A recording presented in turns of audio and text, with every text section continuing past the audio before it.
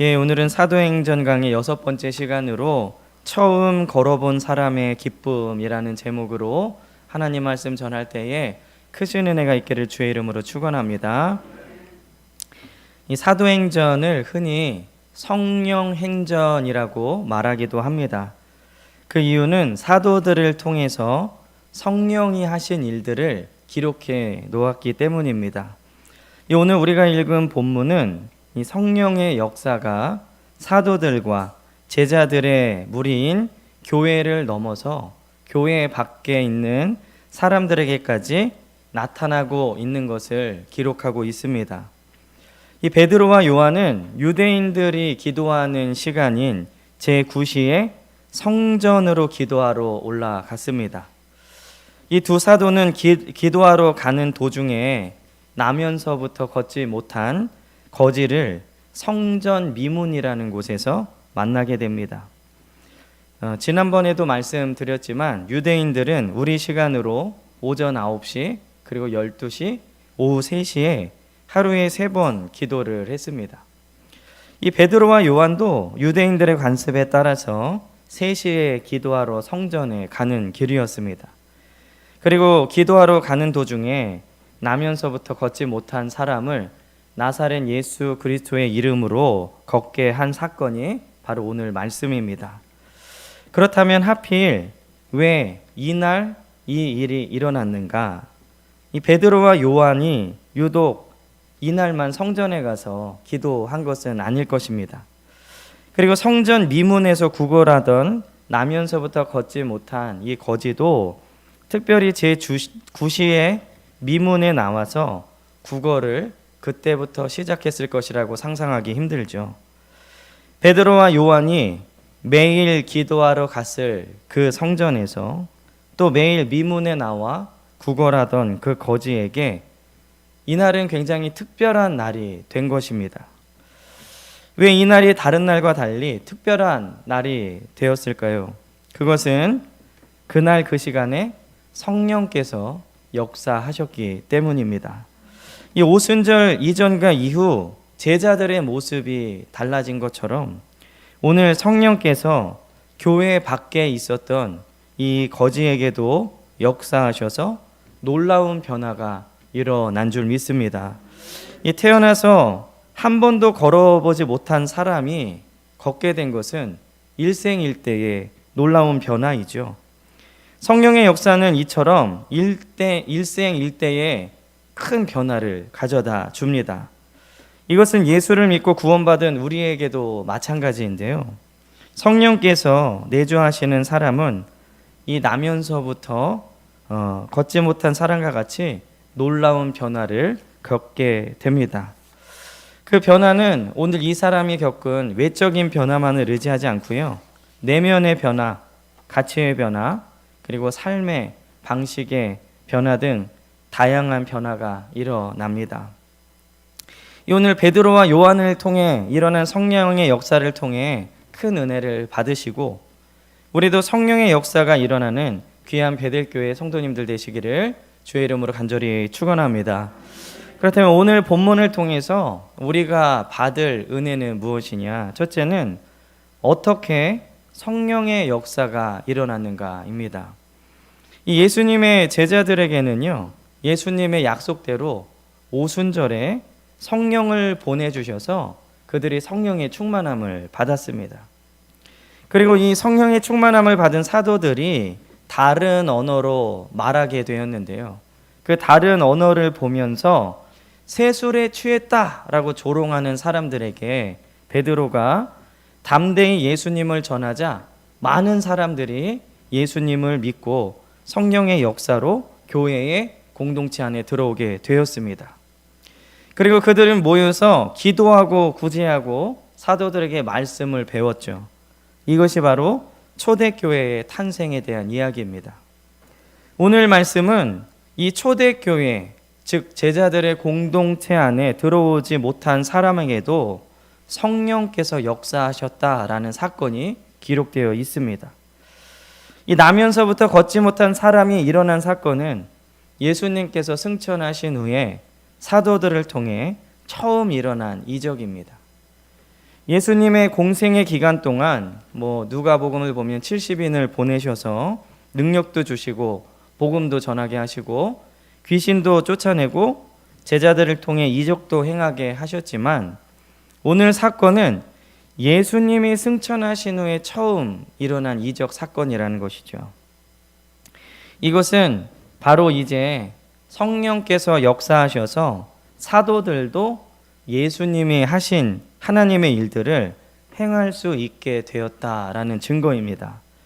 그것은 오늘날도 마찬가지인데요. 성령께서 역사하시면 우리도 예수님이 하신 그 일을 하게 될 줄 믿습니다. 그렇다면 예수님이 하신 일은 무엇이냐? 그것은 바로 하나님 나라입니다. 여러분들이 복음서를 읽어보시면 예수님께서 가장 강조하신 것이 무엇인지 알 수 있는데요.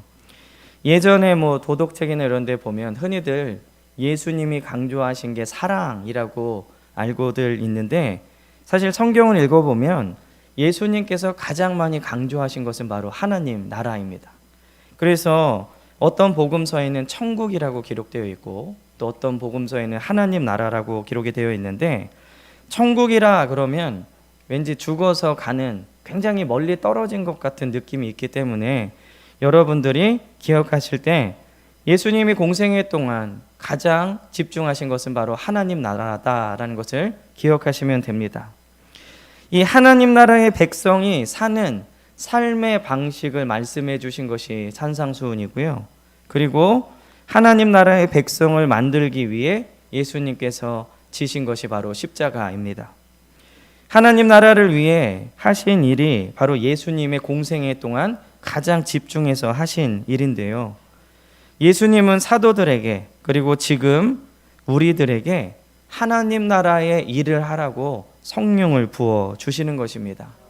어느 개인의 영성이나 어떤 개인의 탁월함을 위해서 주시는 것이 아니라 하나님 나라를 위해 너가 힘을 내라. 그래서 성령을 보내주시는 것이죠. 그렇다면 오늘 어떻게 이 제자 공동체 밖에 있는 교회 밖에 있는 사람들에게까지 성령의 역사가 일어났습니까? 첫째는 베드로와 요한이 먼저 움직였기 때문에 성령의 역사가 일어났습니다. 오늘 1절에 보면 제9시 기도 시간에 베드로와 요한이 성전에 올라갈새 이렇게 기록되어 있지요. 먼저 움직일 수 있는 사람은 바로 베드로와 요한입니다. 비록 그들이 나면서부터 걷지 못한 이 미문의 거지를 낫게 하려고 간 것은 아니더라도 성전을 향해 걸어갔을 때 이러한 일들이 일어났다는 것이죠. 발걸음이 자유로운 베드로와 요한은 바로 복음을 전할 수 있는 우리라고 비유할 수 있겠습니다. 그리고 나면서부터 전혀 움직이지 못하는 이 거지는 바로 아직 예수님을 알지 못하고 멸망의 길로 가고 있는 세상 사람들의 상태를 뜻하는 것입니다. 인간은 나면서부터 죄인입니다. 그래서 스스로 걸어서 하나님께 나올 수 없습니다. 성전 미문에서 그저 살기 위해 구걸이라도 하는 이 거지처럼 세상에서 살기 위해 무엇이든지 어떤 일이든지 하지만 정작 가장 중요한 문제인 하나님 앞에 스스로 걸어 나올 수는 없다는 겁니다.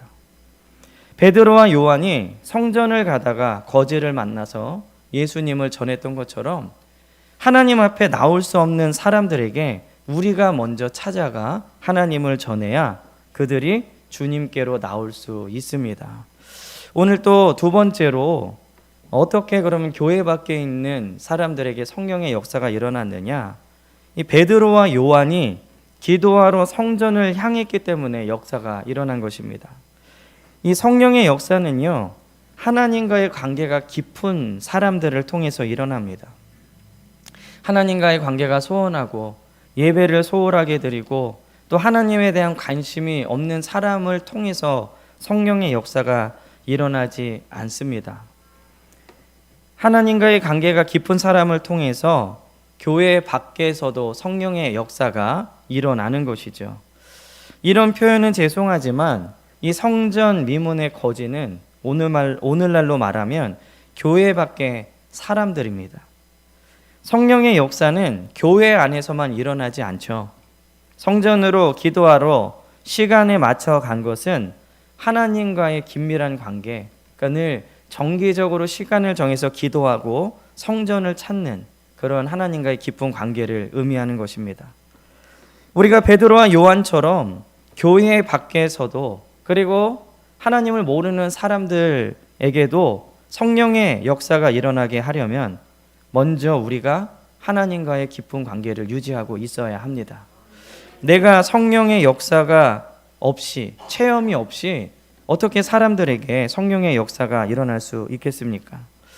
또 이 교회 밖에 사람에게 성령의 역사가 일어난 세 번째 이유는 베드로와 요한은 자신에게 있는 확실한 것을 주었기 때문에 이런 역사가 일어났습니다.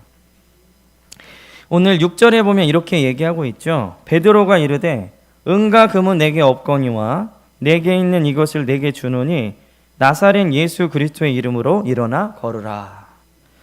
베드로와 요한에게는 은과 금이 없었습니다.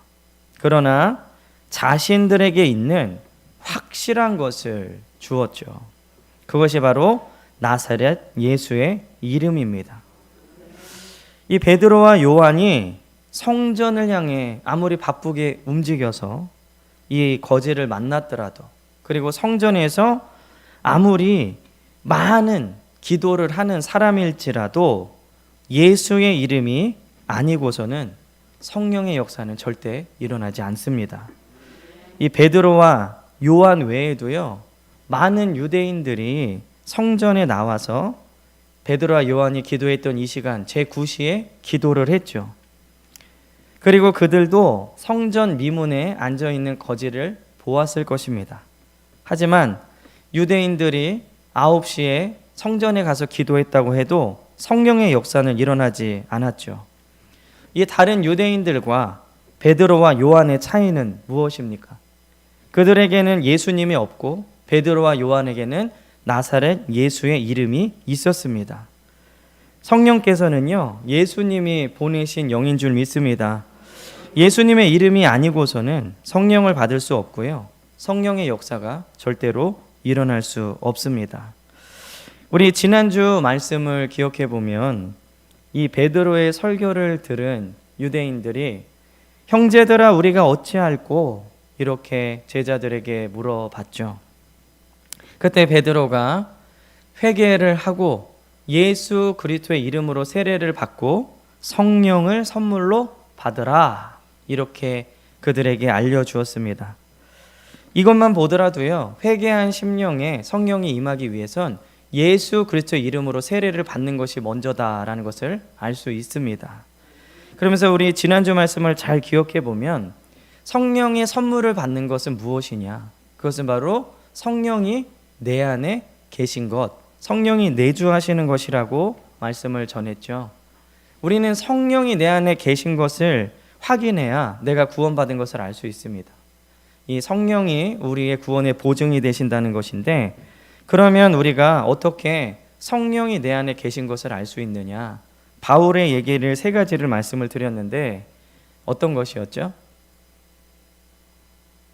마스크 쓰고 계셔서 성령의 열매를 맺으면 성령이 내 안에 계신 것이다. 그리고 성령께서 하나님의 일을 깨닫게 하시면 내 안에 성령이 계신 것이다. 이것은 하나님의 말씀을 깨닫고 내가 하나님을 위해서 어떤 것을 해야 되는지 깨닫게 되는 것이라 그랬죠. 그리고 세 번째로는 성령의 소욕을 갖게 되는 것이다. 그래서 이 성령의 소욕은 말씀 따라서 순종하고자 하는 마음들이 생기고 하나님의 일에 대해서 알았을 때 그것을 하고자 하는 어떠한 힘이나 욕구가 생기는 것이 바로 성령의 소욕이라고 말씀을 드렸습니다. 여러분들이 여러분 안에 성령이 계신 것을 확인할 수 있는 이 세 가지 방법을 확인하시고, 우리가 성령이 아니고서는 구원받을 믿음이 생기지 않는다는 것을 잘 기억하시면서 모두 성령의 충만함을 받는 여러분들 되시기를 주의 이름으로 간절히 축원합니다. 두 번째로는요, 이 나면서부터 걷지 못한 사람에게 일어난 변화입니다. 오늘 2절에 보면은 이 본문에 나온 사람은 나면서부터 한 번도 걸어보지 못한 사람이라고 기록을 하고 있죠. 지금 개역 개정에는 나면서부터 걷지 못한 사람이라고 기록되어 있지만 예전에 개역 성경에는 안진뱅이라고 기록되어 있었습니다. 근데 이 안진뱅이라는 표현이 약간 비하 발언이기 때문에 이제 이렇게 용어를 바꿨는데, 제가 어렸을 적만 해도요, 시장에 가면은 이 타이어를 밑에다 신고 굉장히 낮은 리어카를 끌면서 뭐 라디오 같이 생긴 거에서 찬송가를 틀면서 이 좀약을 파는 그런 장애인들이 있었습니다. 제가 알기로는 그게 소아마비의 어떤 증상이라고 알고 있는데 지금은 없어졌죠, 그런 분들이. 근데 오늘 본문에 나온 거지가 어떤 종류의 장애가 있었는지 정확하게는 모르지만 한 번도 걸어보지 못한 사람이라는 것은 확실합니다. 그런 그가 이 베드로와 요한을 만나서 성령의 역사로 걷게 된 것이죠. 성령께서 역사하시니 한 번도 걸어본 적이 없는 이 거지의 발과 발목에 힘이 들어갑니다. 오늘 7절에 보니까 이렇게 기록하고 있죠. 오른손을 잡아 일으키니 발과 발목이 곧 힘을 얻고, 이 성령께서는요, 이렇게 하나님의 말씀대로 살 능력과 힘이 없는 자들에게 힘을 불어 넣어 주시는 줄 믿습니다. 그리고 하나님을 찬양하고 하나님을 높이게 하신다는 것이죠. 힘을 불어 넣어 주시는 것이 바로 성령의 역사입니다. 구약에도 그렇게 기록되어 있고요, 신약에도 그렇게 기록되어 있죠. 요즘은 낭망하기 참 쉬운 좋은 시기에 우리가 살고 있습니다. 어렵죠, 힘들죠. 그리고 언론을 보면 백신을 맞아야 되는지 안 맞아야 되는지 두렵기까지 합니다. 바로 이럴 때에 우리 믿는 자들에게 성령의 역사, 성령께서 불어넣어 주시는 새 힘이 필요한 때인 줄 믿습니다. 우리에게는 모두 이렇게 연약한 발과 발목이 있을 수 있죠. 영적으로, 혼적으로, 그리고 육적으로 생활 가운데 힘들 수 있습니다. 힘이 없어서 주저앉을 수 있죠. 이때에 성령께서 부어주시는 새 힘을 얻어서 놀라운 은혜가 있는 저와 여러분들 되시길 주의 이름으로 축원합니다. 이렇게 성령의 역사로 발과 발목에 새 힘을 얻은 이 거지는 새 사람이 되었습니다. 이 오늘 나면서부터 걷지 못한 거지의 이 사람은 성령에 의해서 어떻게 변화가 되었습니까? 첫째는 구걸하던 인생이 하나님을 찬양하는 인생으로 바뀌었습니다. 오늘 이 2절에 보면 나면서 못 걷게 된 이를 사람들이 메고 오니 이는 성전에 들어가는 사람들에게 구걸하기 위하여 날마다 미문이라는 성전 문에 두는 자라. 2절에 보면 약간 물건을 놓는 것처럼 이렇게 표현이 되어 있죠. 사람 취급도 받지 못했던 그런 거지입니다. 그러나 이 성전에 오는 것도 하나님께 예배하러 오는 것이 아니었죠. 단지 신앙심이 깊은 사람들에게 구걸하러 오는 것이었습니다.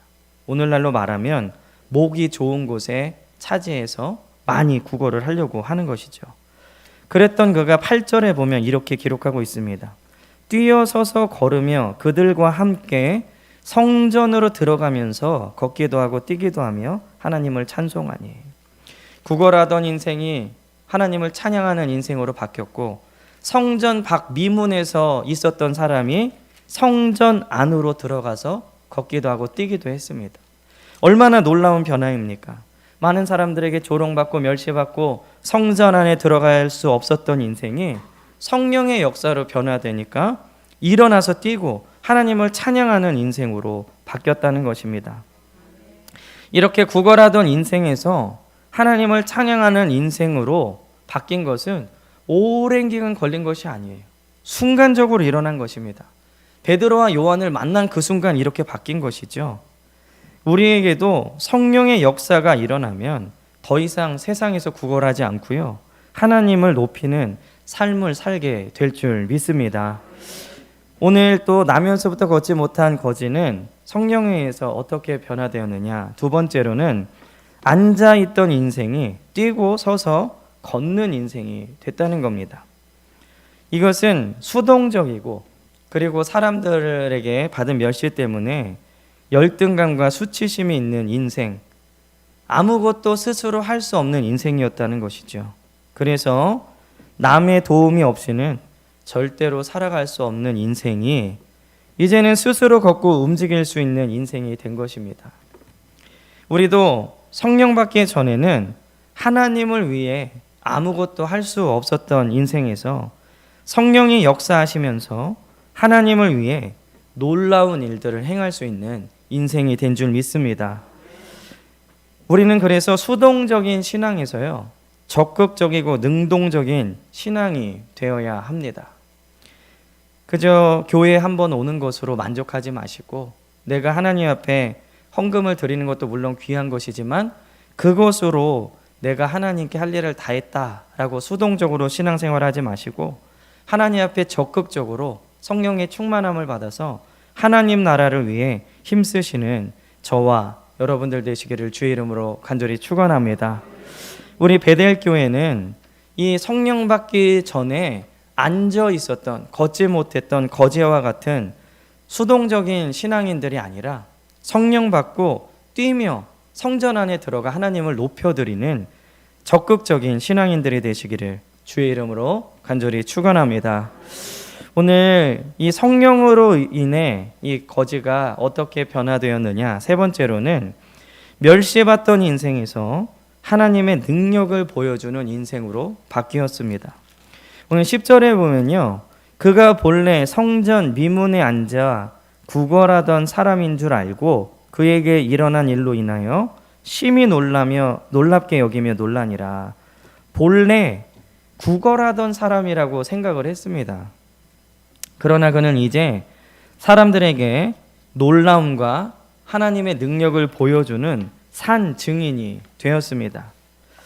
거지는 예나 지금이나 사람들에게 무시당하고 멸시를 당하죠. 고대 사회는 장애인들에게 생긴 장애는 그들의 죄 때문이다라고 생각했는데, 이 거지는 장애까지 가지고 있었기 때문에 사람들에게 죄인 취급도 받고 멸시도 당했던 그러한 인생이었습니다.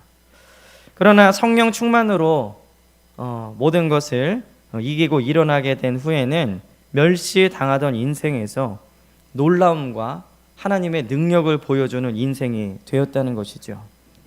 이것은 절대로 사람의 힘으로 되는 것이 아닙니다. 오직 성령의 능력으로 되는 것인 줄 믿습니다. 저는 이 말씀을 준비하면서 우리 사랑하는 베델교회 성도님들에게도 이런 변화가 있으시기를 주의 이름으로 축원합니다. 왜냐하면 성령님은 오늘도 동일하게 역사하시기 때문이죠.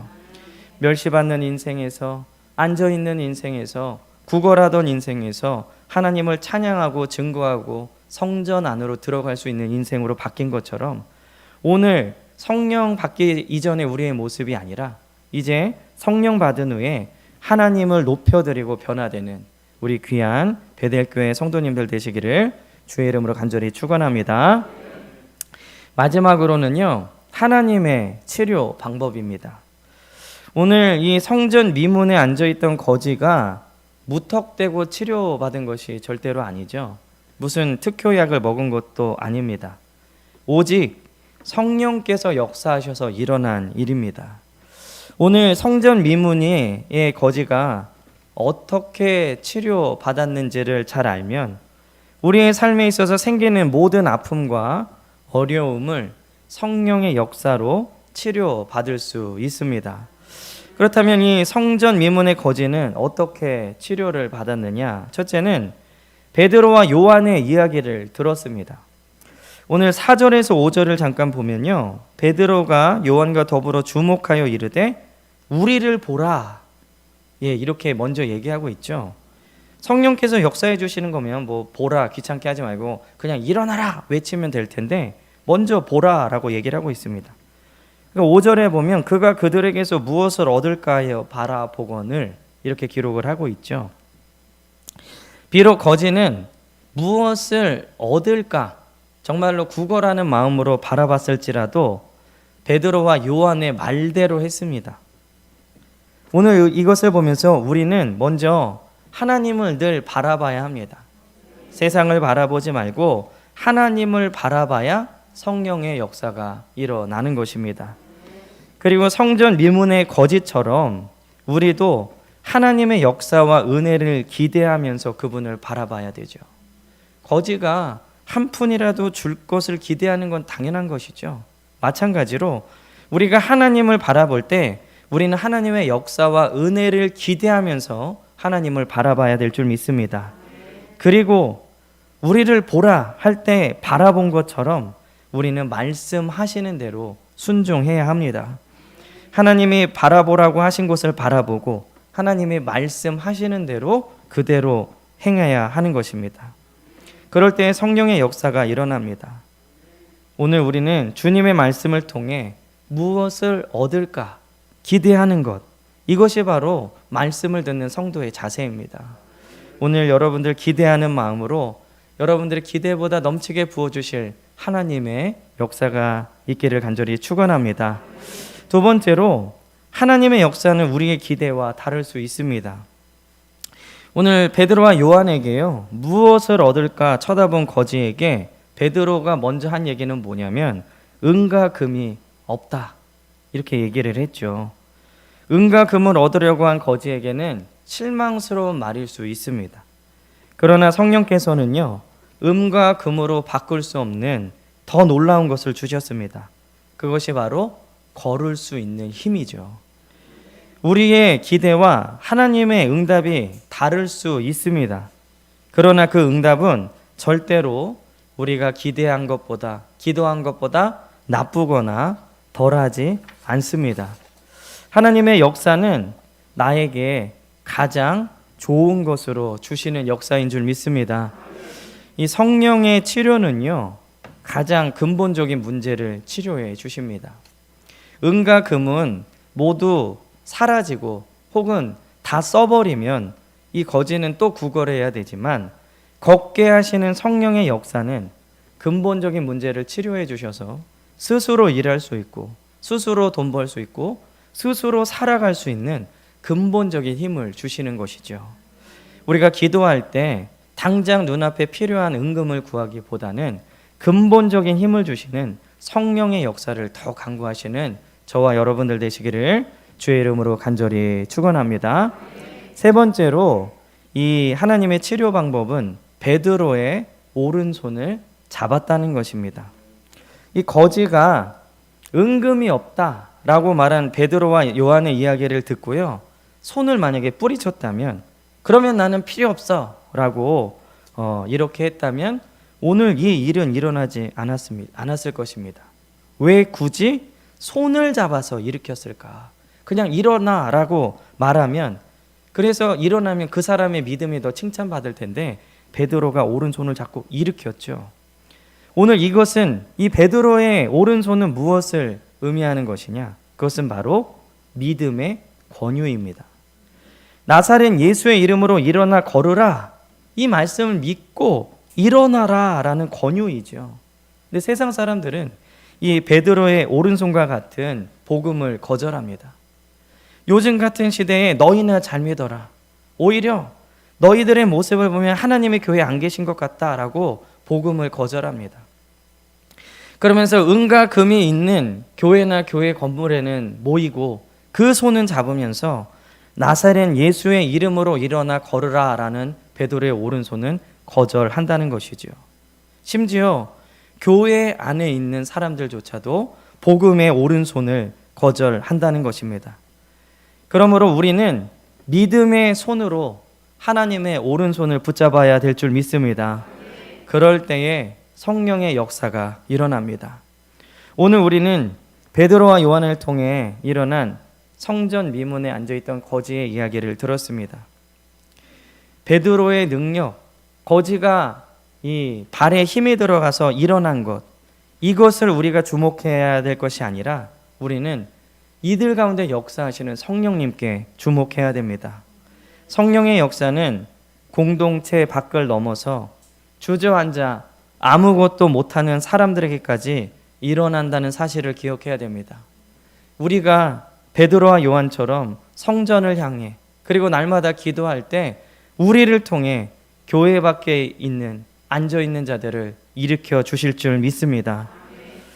우리는 이러한 성령의 역사가 일어난다는 것을 기억하고 복음을 전하기 위해 하나님 나라의 확장을 위해 힘쓰시는 저와 여러분들 되시기를 주의 이름으로 간절히 축원합니다.